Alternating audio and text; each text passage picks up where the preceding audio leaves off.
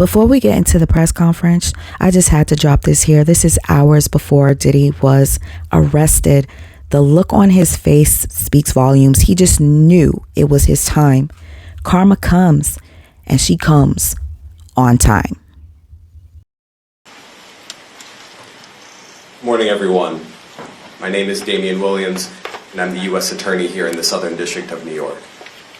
Today I'm announcing the unsealing of a 3-count indictment, charging Sean Combs with racketeering conspiracy, sex trafficking, interstate transportation for prostitution. The indictment alleges that between at least 2008 and the present, Combs abused, threatened, and coerced victims to fulfill his sexual desires, protect his reputation, and conceal his conduct.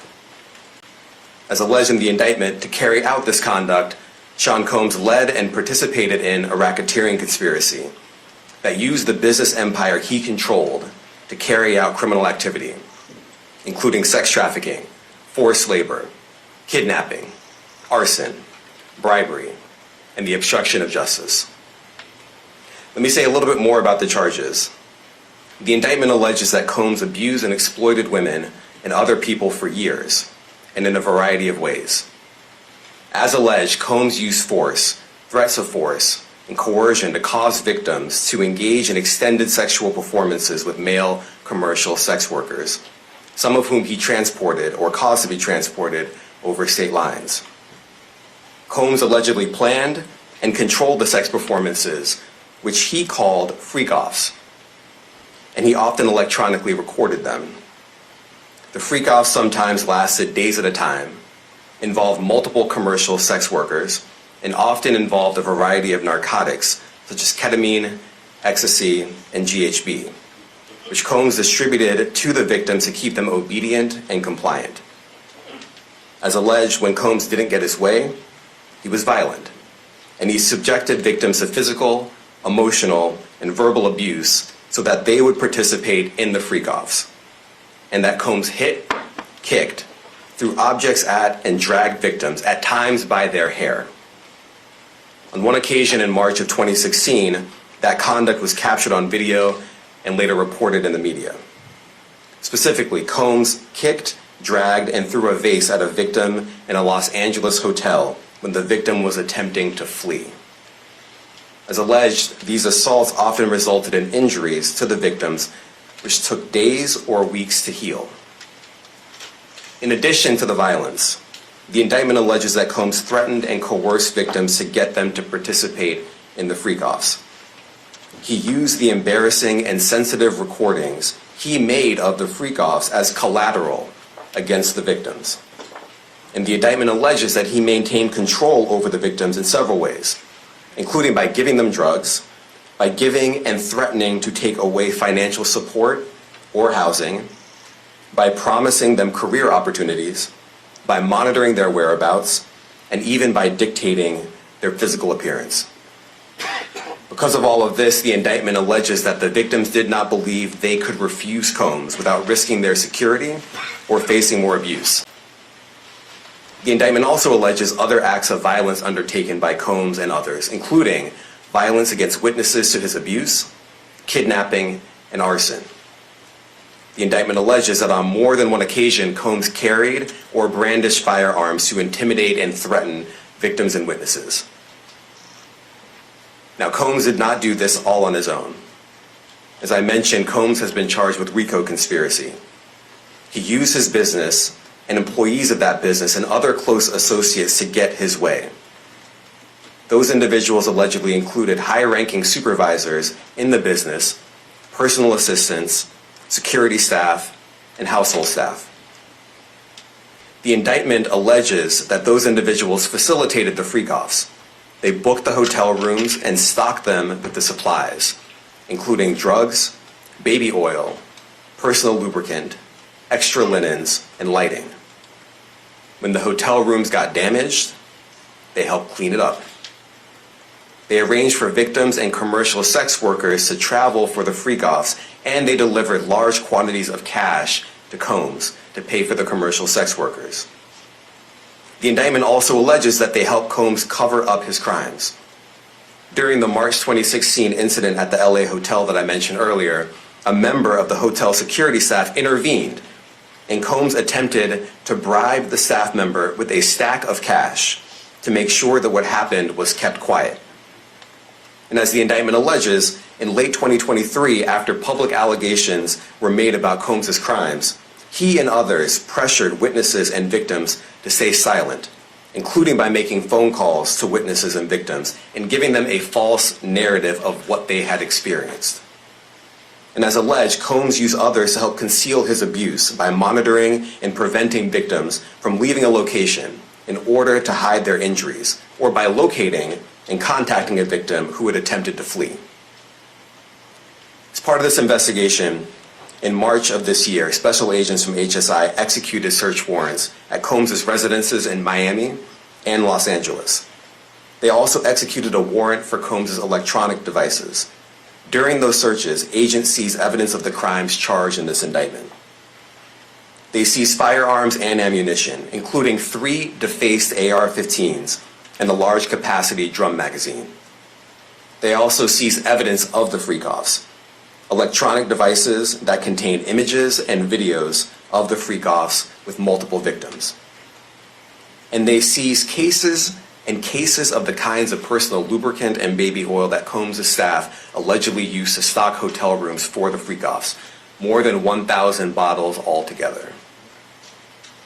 Here are some of the items that we recovered during the searches.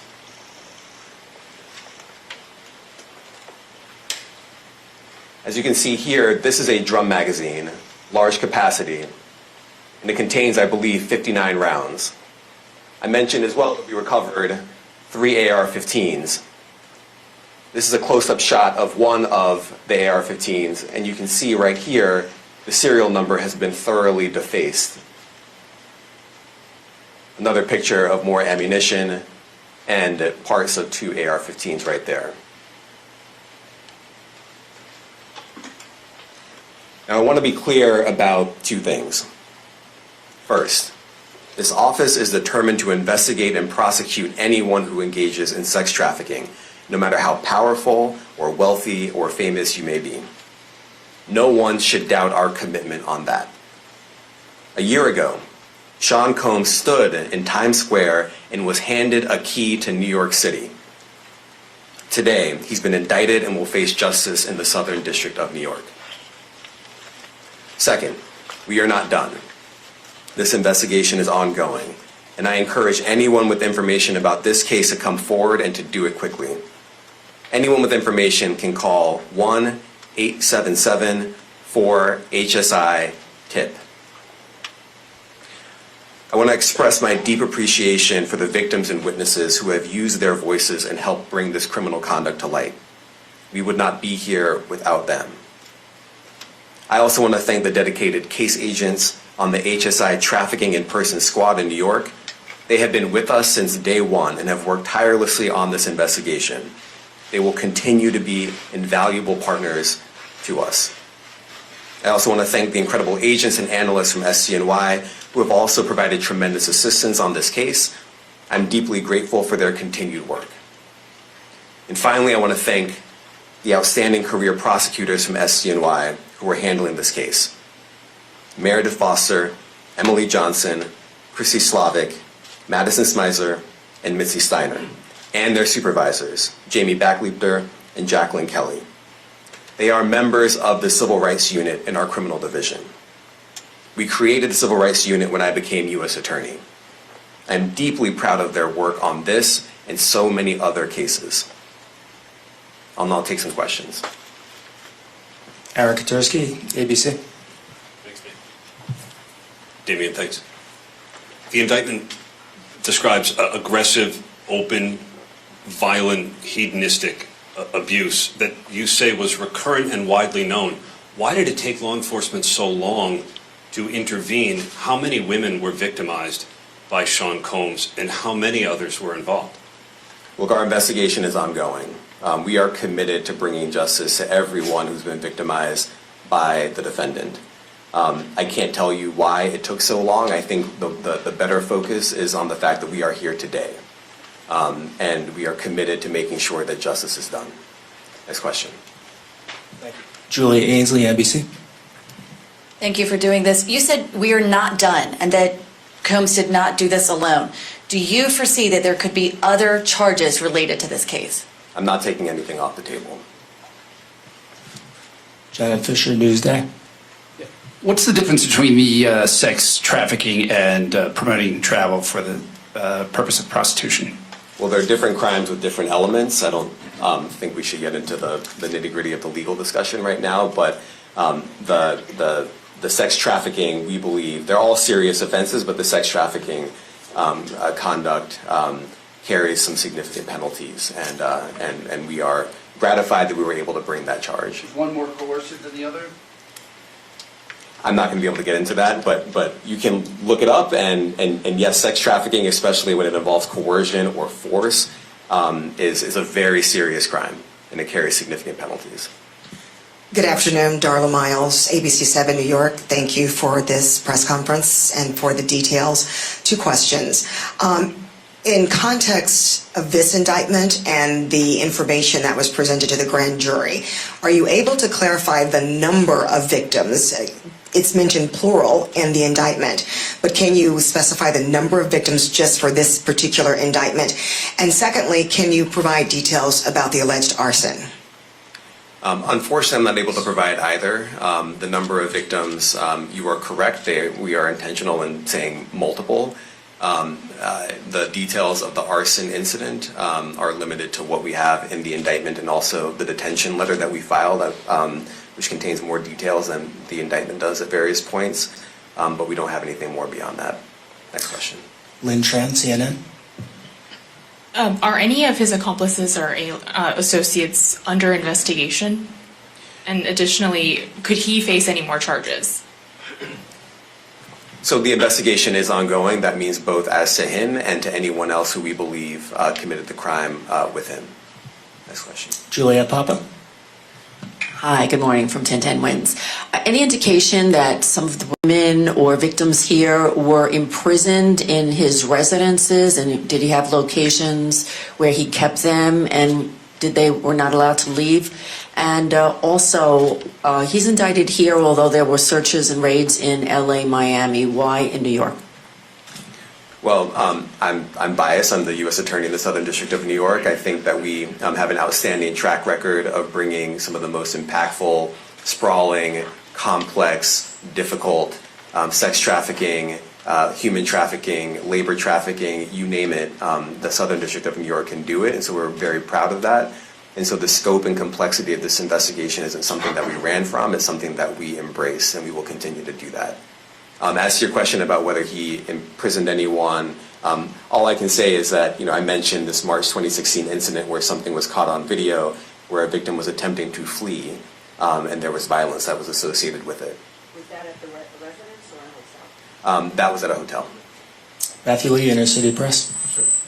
Thanks a lot. Does your office intend to seek remand, or are you reaching a bail package? And if you're willing, how would you contrast this with the R. Kelly case in EDNY in terms of the elements? Thanks. So we will be seeking detention. We have filed a letter laying out our reasoning for seeking pretrial detention. I'm not going to be able to expand beyond what's in the letter, but it contains all of the reasoning, and it contains the law as well. There is a presumption of detention in a case like this, and we think that's warranted. John Anise, New York Daily News. Thank you. I was hoping to get some more detail about the searches of his residence, the guns, the cases of lubricant, and the videos. Where were they found amongst his residence? Were they all scattered around the houses in one place? I kind of wanted to just get a better picture of how that stuff was found. Well, look, I think that some of the details that you're seeking are in the detention letter. So, for instance, some of the AR-15s, two of the three defaced AR-15s were found in his bedroom closet in Miami, broken down into parts along with magazines with ammunition loaded in them. So some of that detail is in the detention letter. Beyond that, I'm not going to be able to get into where other items were stored. Ben Kochman, Post. Hey, thanks for doing this. Your office was the office that had been prosecuting Jeffrey Epstein before he died in custody. I have not read your detention memo yet. It's the first thing I'm going to do after this ends. But does the memo address, or is your office concerned with Combs' safety in custody, given what happened with Epstein? So we are concerned with anyone's safety whenever they are detained prior to trial. It's part of our obligations to keep people safe as well. It's part of the criminal justice system. So, but I do not draw any sort of connection between Jeffrey Epstein's suicide and what may or may not happen to any other defendant while they are detained pre-trial. And of course, the decision whether to detain the defendant will be up to a judge. Our position is that pretrial detention is warranted under the law and based on the facts of this case, and I'll leave it at that. Are some of the prosecutors on this case some of the same prosecutors that had been handling that, or that worked on the Maxwell case? So I'm not going to get into the staffing. I will say that this team, this group of AUSAs, this incredible group has been working on this case around the clock, and they've had their hands full. Next question. Gus Rosendale, NBC News.